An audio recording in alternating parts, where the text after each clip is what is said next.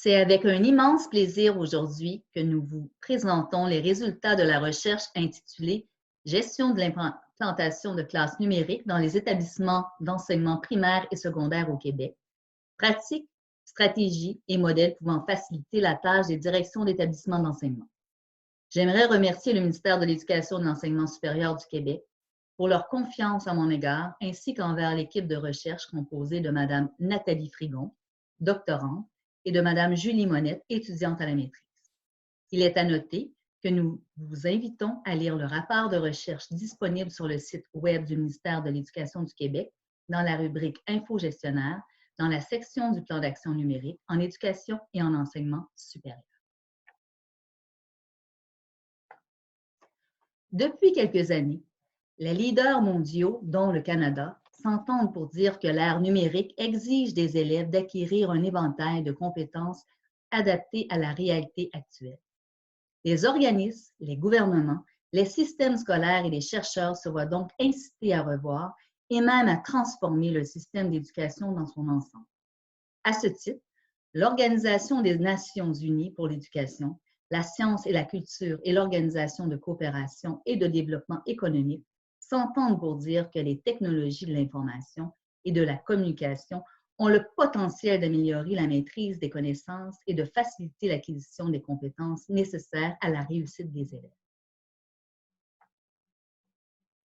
Sachant très bien que la responsabilité de l'implantation de ce plan d'action et de ce cadre de référence représente une responsabilité partagée entre les différents acteurs, personnel scolaire, gestionnaire, etc.,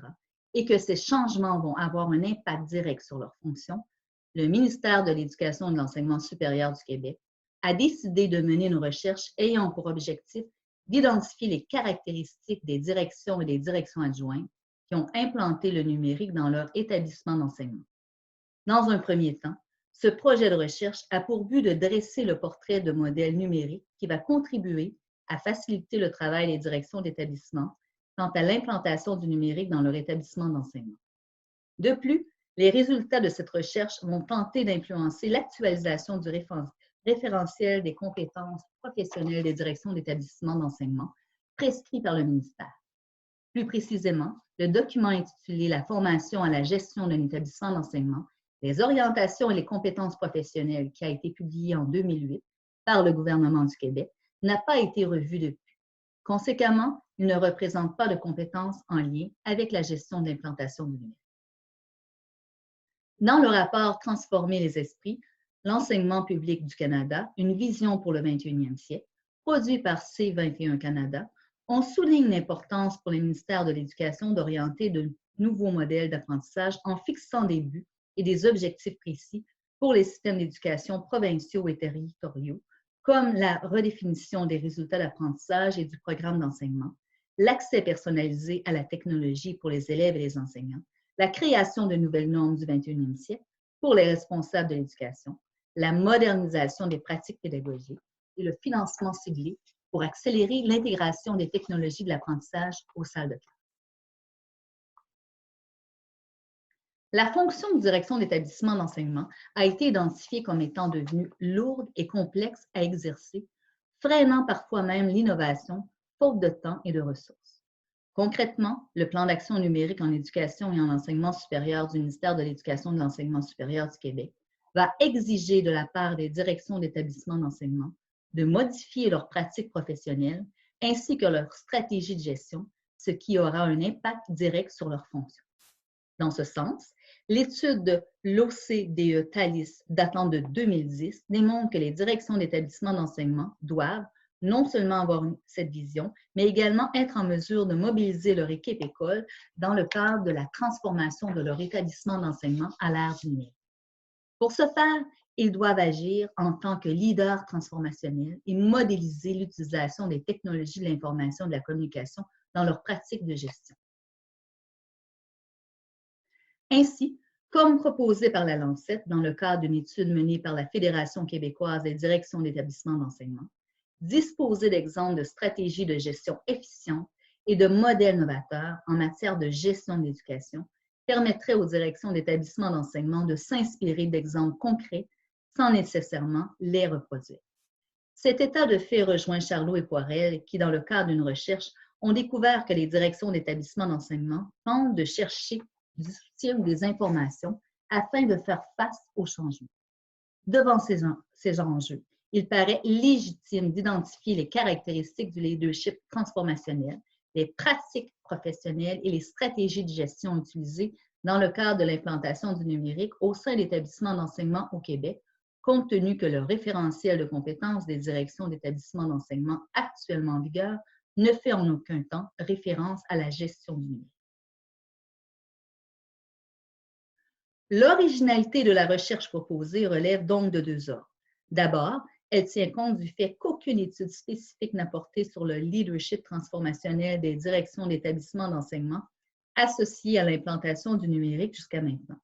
Grâce au ministère de l'Éducation et de l'Enseignement supérieur du Québec, qui a rendu public son plan d'action numérique en éducation et en enseignement supérieur au mois de mai 2018, ce projet de recherche est une belle opportunité de collaboration entre chercheurs et praticiens, ayant pour objectif d'accompagner les directions d'établissements d'enseignement quant à l'implantation du numérique. De plus, il semble que le partage de pratiques professionnelles et de stratégies de gestion favorisant l'implantation du numérique dans les établissements d'enseignement n'est pas coutume courante au sein des commissions scolaires au Québec. Plus précisément, elle va permettre le partage de stratégies de gestion ayant été utilisées par les directions et les directions adjointes qui ont été précurseurs quant à la volonté de répondre aux besoins pédagogiques des élèves à l'ère du 21e siècle, sans pour autant alourdir la fonction de direction et de direction adjointe d'établissements d'enseignement.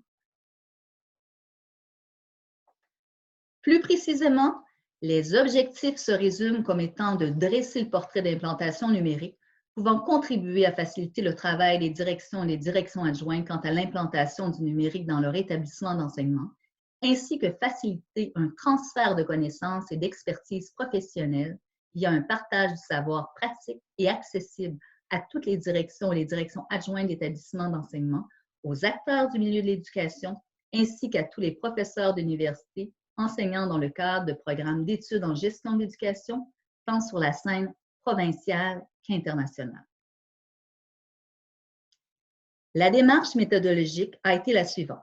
Les directions et directions adjointes d'établissements d'enseignement ont été invitées à participer à la recherche suite à une invitation qui leur a été acheminée par l'Association des commissions scolaires anglophones du Québec, l'Association montréalaise des directions d'établissements scolaires, l'Association québécoise du personnel de direction des écoles, la Fédération des établissements d'enseignement privés, ainsi que par la Fédération québécoise des directions d'établissements d'enseignement.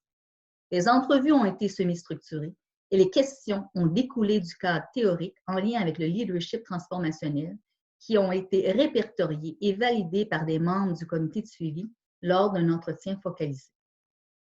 Elles visaient à identifier les principales caractéristiques du leadership transformationnel, les pratiques professionnelles et les stratégies de gestion de 20 directions qui ont implanté le numérique dans leur établissement d'enseignement. D'une durée de 30 à 45 minutes chacune, elles ont comporté principalement des questions en lien avec les caractéristiques du leadership transformationnel.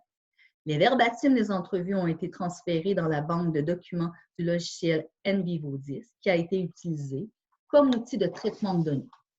Les données ont été soumises à 2 phases d'analyse privilégiant une approche semi-inductive. Dans un premier temps, la réduction des données a été effectuée et puis traduite en code et en catégories jusqu'à la saturation des données. Un travail de révision, de classification et de mise en relation des codes et des catégories a été par la suite réalisé de façon périodique. Finalement, la relecture complète des entrevues et du journal de bord ainsi que l'examen attentif des données réduites ont été privilégiés afin de permettre des réajustements avant la rédaction du rapport final. Un canevas d'entrevue semi-dirigé comportant des questions sur les principales caractéristiques du leadership transformationnel, les pratiques professionnelles et les stratégies de gestion ont constitué le principal instrument de mesure. Le journal de bord, par sa pensée scientifique, a été utilisé afin de colliger les faits et les événements qui se sont déroulés pendant l'étude. Cet instrument a permis de construire un savoir professionnel à apprendre des décisions et à résoudre des problèmes. Au total, 20 directeurs d'établissements d'enseignement primaire et secondaire au Québec ont participé à l'étude. Il était souhaité que les participants représentent des établissements tant de niveau primaire que de niveau secondaire, de milieux socio-économiques diversifiés, réseaux publics et privés, et utilisant les 2 langues officielles du Canada, c'est-à-dire le français et l'anglais. Le choix des participants a été réalisé en concertation avec le comité de suivi du ministère de l'Éducation et de l'Enseignement supérieur du Québec. Les participants ont été sélectionnés sur une base volontaire tout en respectant les critères suivants. Occuper un poste de direction ou de direction adjointe et avoir géré l'implantation du numérique dans un établissement d'enseignement au Québec. Et maintenant, je cède la parole à Mme Nathalie Frigon qui va vous présenter les principaux résultats de recherche.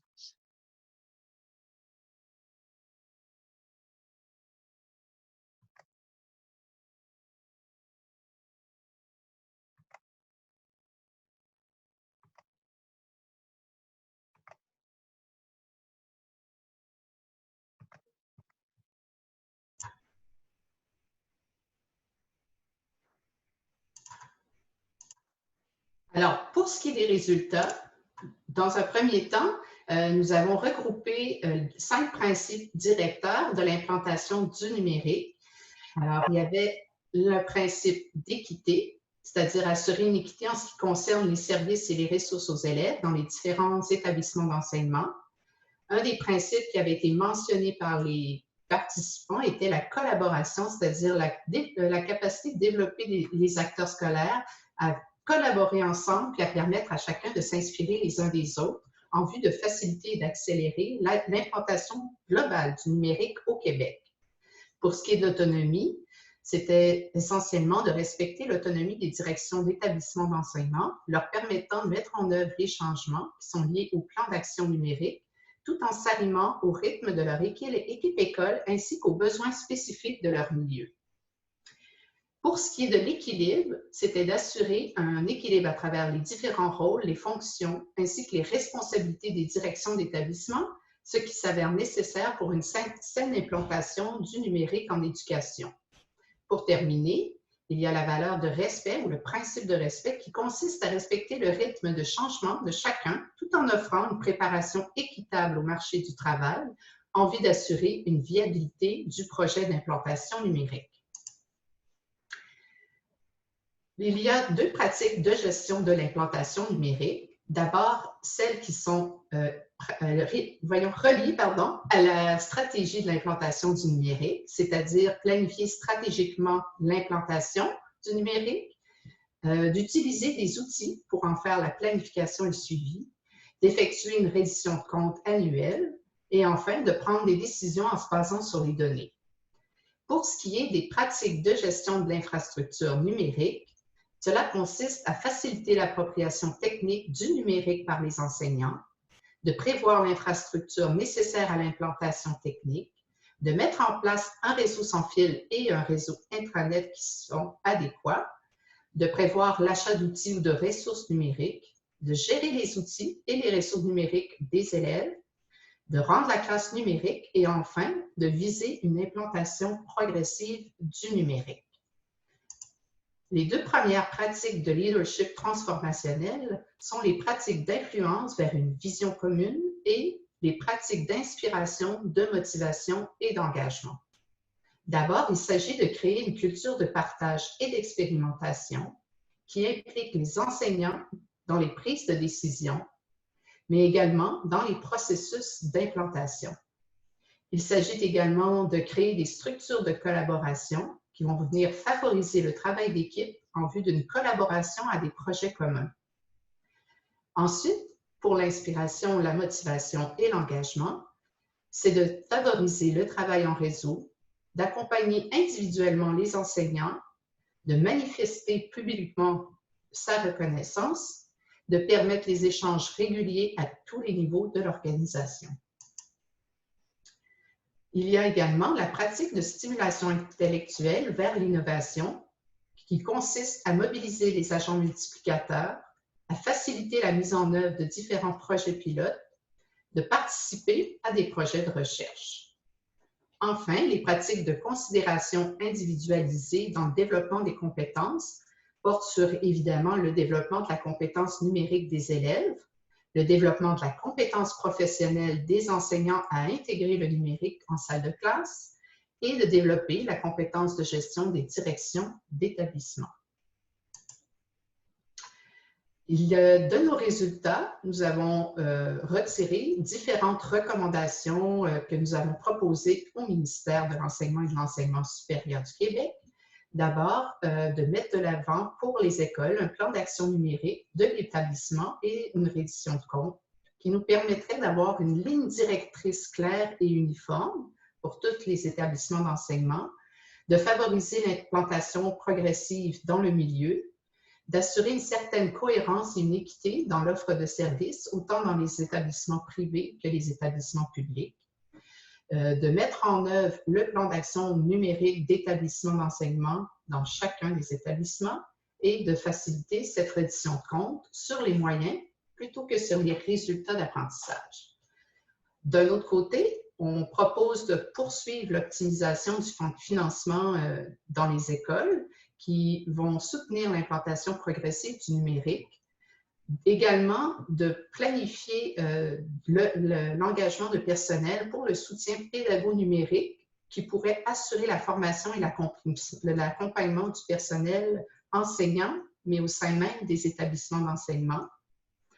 Et de proposer l'aide de spécialistes dans la gestion de l'implantation du numérique qui seraient responsables de la formation et du soutien des directions d'établissements d'enseignement. Pour ce qui est de l'infrastructure numérique, cela consisterait justement à bien se coordonner pour réduire tous les retards qui pourraient arriver dans la mise en œuvre de l'infrastructure numérique et qui permettrait de donner un accès équitable au numérique à tous les élèves et les enseignants, de fournir l'information et la formation avec la gestion de l'infrastructure et enfin de coordonner le financement, la consultation du milieu et les achats matériels. En conclusion, il s'agit de miser sur le leadership transformationnel du personnel de direction pour accélérer la mise en œuvre du plan d'action numérique en éducation et en enseignement supérieur. Une autre proposition, c'est de développer la compétence pédago-numérique des directions d'établissements d'enseignement axée sur la gestion de l'implantation pédago-numérique. Et en troisième lieu, de mieux outiller et soutenir les directions d'établissements d'enseignement dans la formation continue du personnel de direction quant à la gestion de l'implantation pédago-numérique, soit par de la formation, de l'accompagnement ou des ressources. Nous invitons à lire le rapport de recherche disponible sur le site Web du ministère de l'Éducation et de l'Enseignement supérieur à l'adresse proposée. Alors, nous vous remercions et nous vous souhaitons une excellente journée.